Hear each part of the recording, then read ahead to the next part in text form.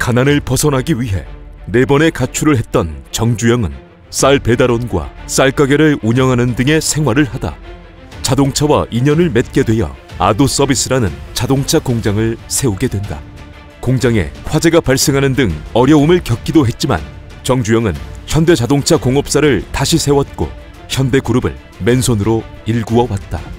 그런 정주영은 1965년 현대 신입사원을 뽑는 면접장에서 한 젊은이를 만나게 되는데 그는 건설은 창조라고 답하며 강한 인상을 남겼던 이명박이었다.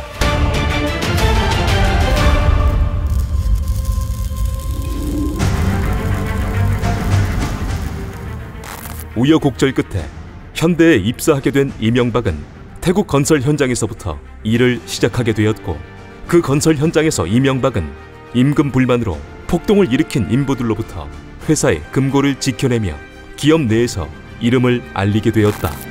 한편 정주영의 현대는 1968년부터 경부고속도로 건설에 참여하며 대기업으로서의 입지를 다져갔고 태국 공사 현장에서 한국으로 돌아온 이명박은 경부고속도로 건설에 필요한 중장비를 수리해 공급하는 일을 하게 되었다. 한 정치평론가에 의하면 정주영은 자신의 젊은 시절을 보는 듯한 이명박에게 관심을 가졌고 이명박을 전천후 토목인이라 평하며 그에게 신임을 보냈다고 한다. 두 사람은 1970년부터 국내와 국외에서 건설 사업을 이어가며 현대를 키워왔고 정주영에게 능력을 인정받은 이명박은 평사원으로 입사하여 12년 만에 사장으로 승진하게 되었다. 정주영이 이때 이명박의 승진에 대해 한 말은 아직까지 회자가 되고 있다. 대한민국에 많은 변화가 있었던 1987년 대기업으로 성장한 현대그룹에도 변화가 있었다. 정주영은 현대그룹 명예회장으로 경영 일선에서 물러났고 이듬해인 1988년 46세 이명박은 현대건설의 회장으로 승진하게 되었다. 경영 일선에서 물러난 정주영은 이른이 넘은 나이였지만 사업에 대한 열정으로 불투명했던 소련의 자원 개발에 나서게 되었고 이때 이명박은 정주영을 잘 모시기 위해 밤새가며 소련 말을 배우고 소련의 문화를 익히는 등 타국에서 정주영의 곁을 지켰다. 그렇게 동반자로 세월을 보내온 정주영과 이명박 두 사람 사이에 갈등이 생기고 말았다. 그리고 1992년에는 각자의 길을 가게 되었으며 심지어 상대방을 깎아내려야 하는 상황까지 가고 말았다. 부자지간이나 다름없이 지내오던 정주영과 이명박 두 사람 사이에 대체 무슨 일이 있었던 것일까?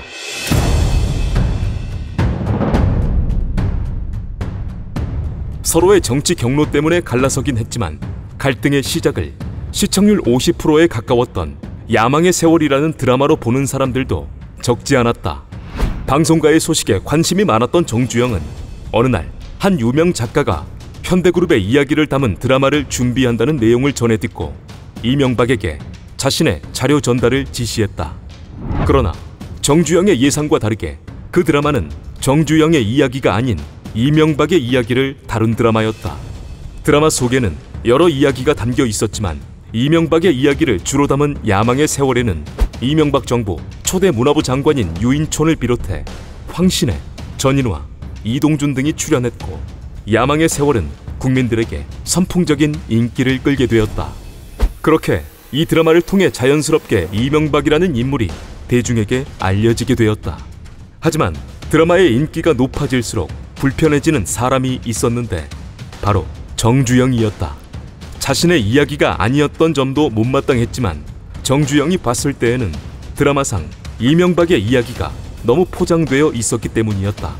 그래서 정주영은 이명박을 불러 드라마 내용에 대해 꾸짖었던 적도 있었고 드라마와 다른 사실을 바로잡으려 회고한 적도 있었다.